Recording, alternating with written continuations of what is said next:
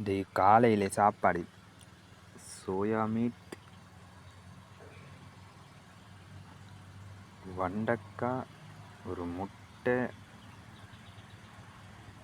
ஒரு அச்சாறு, தேசிக்காவால் செஞ்சது, கீரி சம்பா சோறு. சூப்பரியாக இருக்கும். காலையில் சோறு சாப்பிட்டா என்ன ஒரு ராகத்தாக இருக்கும் தெரியுமா? காலையில் சோறு தின்னோம்னா 12 மணி ஆங்காட்டி ஒன்றுமே தெரியல, தண்ணி மட்டும் போதுமா சாப்பிட.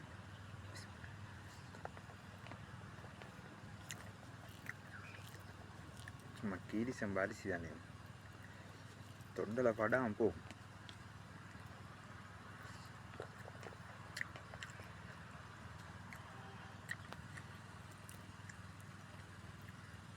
முட்டை வாய்க்க போட்டு